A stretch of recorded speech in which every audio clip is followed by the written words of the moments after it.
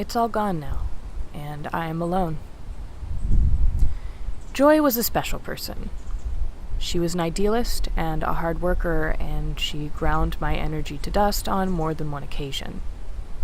She constantly talked on and on about what she thought our new society should be, with no plan on how to maintain that society.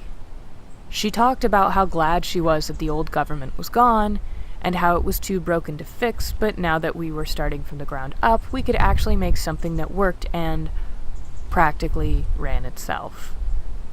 I pointed out so many times to her that no government runs itself, that the main issue of the old ways were that we, as a people, were either too unwilling or too tired to participate. And participation is the most important part of any government. We would argue back and forth, but as soon as she could see that she was being proven wrong, she would start yelling her point. And when she saw I refused to bend to that, she would start to cry. Anything to get the conversation to go her way. I do not believe that youth was the sole reason she believed in such idealist ways, but I don't believe it helped. Whether she was raised to believe these things or developed these beliefs by lightly scanning articles that sounded smart, I'll never know. I just know that she held to them in word and contradicted them heavily in action. At least she would if she wanted something that contradicted those beliefs. For example, she always thought that those who were being triggered should be heard, not spoken down to, and allowed space to recover. But if she were to be triggered at the same time someone else was, only her triggers mattered. And if someone was triggered when she made a mistake, suddenly that person was overreacting and needed to solve their own issues. Same with problem solving.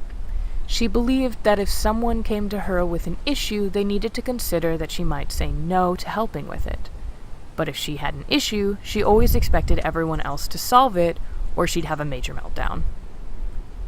These weren't her most defining features to everyone, but they stuck out the most when I thought of her. Her righteous words mixed with her contradictory actions.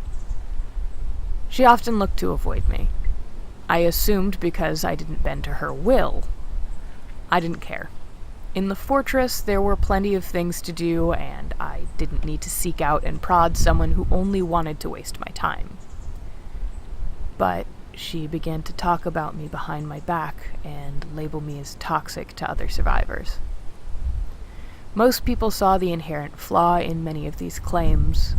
They also knew Joy and understood that most things she said needed to be taken with a grain of salt. But some believed her, and I lost a few good friends. At the time, I didn't care.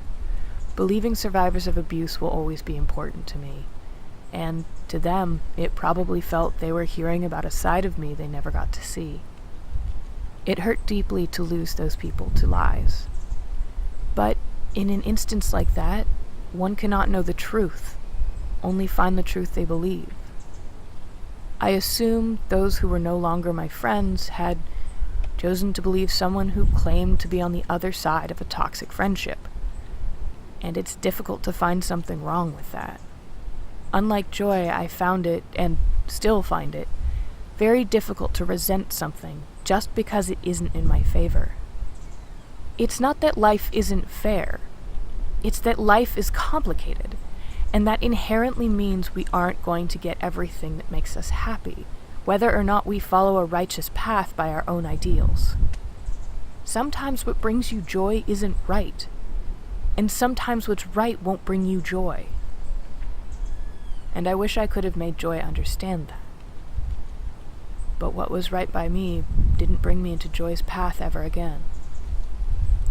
I didn't see her escape the fortress. She wasn't with the crew, so I can only presume she's dead. I wish she had survived. She was smart enough and strong enough to make it. She could have learned so much.